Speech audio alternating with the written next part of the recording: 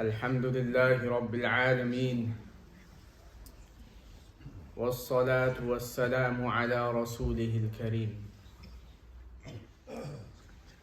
أما بعد فأعوذ بالله من الشيطان الرجيم بسم الله الرحمن الرحيم قد أفلح المؤمنون الذين هم في صلاتهم خاشعون والذين هم عن اللغو معرضون والذين هم للزكاة فاعلون والذين هم لفروجهم حافظون إلا على أزواجهم أو ما ملكت أيمانهم فإنهم غير ملومين فمن ابتغى وراء ذلك فأولئك هم العادون والذين هم لأماناتهم وعهدهم راعون والذين هم على صلواتهم يحافظون أولئك هم الوارثون الذين يرثون الفردوس هم فيها خالدون. وقال تعالى خذ العفو وأمر بالعرف وأعرض عن الجاهلين. صدق الله العظيم. My dear respected brothers, elders, listeners, the verses of the Holy Quran that I have recited are from Surah Al-Mu'minun and the opening verses of this surah, which is in chapter 18. Allah subhanahu wa ta'ala, the Almighty, has mentioned about those believers that have succeeded. In this dunya, in this world, every one of us would like to be successful. Old age, middle age, young, we all want to be successful. And we have different understandings of being successful. One may think success is having a career. Another may define success being very wealthy. Another may define success having a successful business. One may define success having a lot of property. One may define success being having a status in the society or being powerful, ruling over others. Everyone has their own definition and understanding of success, and they are trying to get to this success. As Muslims, as believers, we need to understand what Allah subhanahu wa ta'ala, the Almighty, has mentioned in the Quran as what true and real success is. And as Muslims and as believers, we will not look at our surroundings. We will not look at what people are saying or what people's understanding is of being successful. But as Muslims, we will look at what Allah subhanahu wa ta'ala has mentioned in the Quran of what true and real success is. Allah subhanahu wa ta'ala has mentioned in this surah. We would think that Allah subhanahu wa ta'ala has mentioned almost 8 characteristics of a mu'min, a believer. So we would imagine and think that Allah would mention these characteristics, and then Allah would mention that who has these characteristics will go into Jannah. But the way the verse has started, Allah subhanahu wa ta'ala has mentioned, indeed the believers have succeeded. They have become successful. And then Allah subhanahu wa ta'ala has mentioned a list of attributes and qualities and characteristics that this mu'min would have And Allah subhanahu wa ta'ala has promised for this mu'min and this believer Jannatul Firdaus, which is the highest station in Jannah, which our beloved Prophet sallallahu alaihi wasallam has encouraged us as Muslims that when we make dua to Allah subhanahu wa ta'ala, that we should ask for Al-Firdaus, which is the highest station in Jannah. Now, going into detail of all of these 8 characteristics is not possible in this short time, or neither I had planned to do this. From these 8, I had selected one which is related to the topic that I would like to speak to you about. And the words that Allah subhanahu wa ta'ala mentioned, قَدْ أَفْلَحَ الْمُؤْمِنُونَ. Although we may not know the meaning of this word, but we are very familiar with this word because we hear it almost every day. And it's from the same roots. We hear the adhan and we hear the iqamah. The muaddin calls out the adhan, hayya ala al-falah. And then likewise we hear the same words in the iqamah. So we are familiar with the word falah. We have heard this word, although we may not know the meaning of this word in depth. And the same roots, this word, قَدْ أَفْلَحَ الْمُؤْمِنُونَ. The word falah means a person who is successful in this dunya and in the akhirah, the next life also.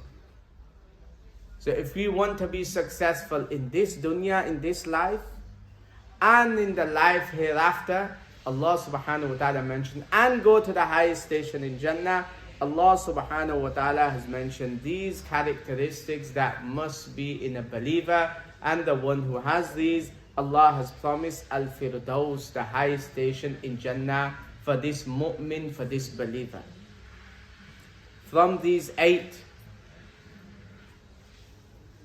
the second one which Allah subhanahu wa ta'ala has mentioned is what I would like to speak to you about. A common problem that we find in the society. Now we've heard the fada'il, the virtues of having these characteristics. Now we have to aim and try and bring these into our life. And the one that I have selected is a very difficult one.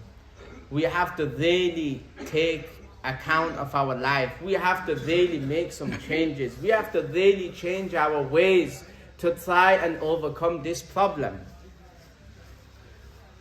And the second characteristic which Allah subhanahu wa ta'ala has mentioned is وَالَّذِينَ هُمْ عَنِ اللَّغْوِ مُعْرِضُونَ. The believers indeed have succeeded, those that stay away from lagh, which means useless talk and useless actions. They turn away from such things, which we would say la ya'ni, fuzul, useless. There's no benefit. We find that we usually spend more time speaking about those things that will benefit us for the akhirah or the dunya. Less time is spent on this and more time is spent on useless talk, which has no benefit for ourselves, for our children, for the community, for the society. And now we have to overcome this by spending our time. So either a mu'min will speak about akhirah, inviting someone towards Allah subhanahu wa ta'ala. Speak about the akhirah, which is an investment for the akhirah, and which one will get reward. Either a person can speak about dunya, this is permissible. You're speaking to someone about a business, or in we can speak about this, or even something that may help a person. It's permissible. It can be done. It will not come into this category which is commonly found, but the third category are those that spend their time on useless talk and useless actions, which has no benefit. And from these useless talks and actions we find, which is a common illness in the society, is the use of this device that we have, the mobile phone, the smartphone. And from this, we can see how many illnesses that are spreading. From this very device, whether it's a phone, whether it's a laptop, whether it is an iPad, that how much useless talk and actions are done with these devices. So we are not looking at those that are using this for work purpose, because that is something which they need and it's a necessity for their dunya. And on the other hand, we cannot escape this also, because it's become part of our life. It's something that we need around us to live our life. Many things that are connected to this. So we cannot escape from this, but we need to have some limit of this use in place. If not, then this can lead us to destruction. Unlimited, without any restrictions, without any time restrictions, this can lead us to destructions. And many ulamas are speaking about this, about how the effect of social media has an effect on us. So we have to look at the benefits on one side, and we have to look at the loss on one side. And then we have to balance and try and restrict ourselves and keep a limit to this. If we have no limit, then it can lead a person to destruction. And the example is like being in a car. Are you driving at 80 miles an hour and there's no brakes? What would happen? So this is the sort of environment that we are living in, where there is no restriction. So the first thing that we can do to help ourselves, as I've mentioned, we are living in a society where it's something that's become part of our life that we need. So the first thing, we need to help ourselves to try and limit this time that we are spending on this, and then look at what things we can use it where it can benefit us, and those things that we are using where it would harm us. So we have to protect ourselves from those things that are harming us, and limit and restrict our time. And the first thing that we can do is take account. Taking account, it helps us. It will help us for our worldly life. It will help us for the akhirah also. Those that run business, you can ask them, what would they do? They would take an account.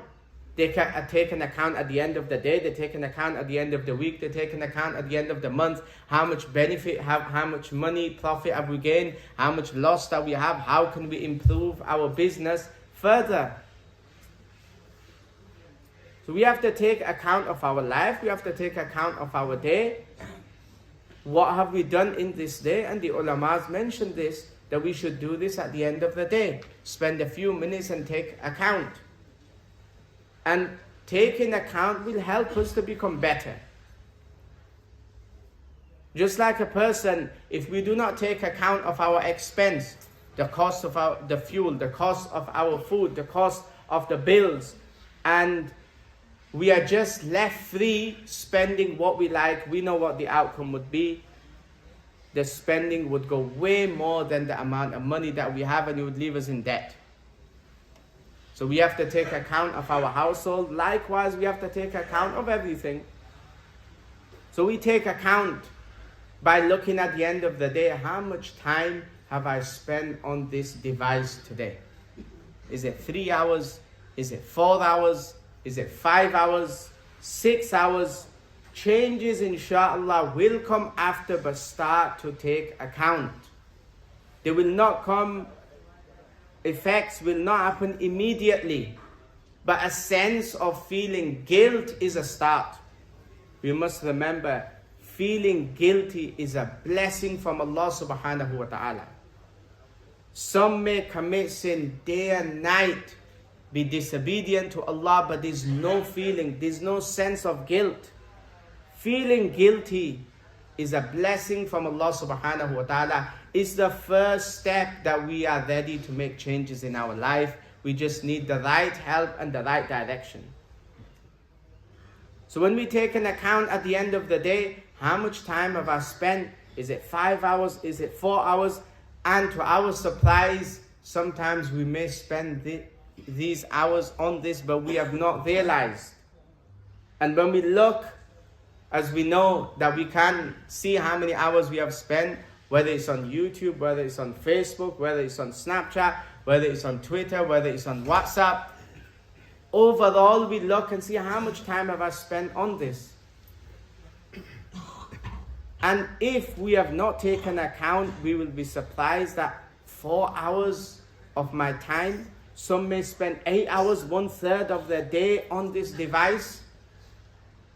This account will help us slowly to make changes and starting with the sense of feeling guilty and starting to think, okay, I'm spending 8 or 5 hours a day on this, and then we take account of our a'mals. How many surahs or how many chapters of the Quran have I read today? How much dhikr of Allah subhanahu wa ta'ala have I done? How many sins have I committed today? How many good deeds have I done? We take an account. Effects may not take immediately, but just take an account will help us.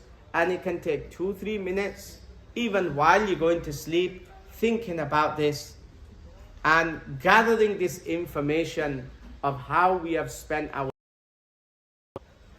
is the first step.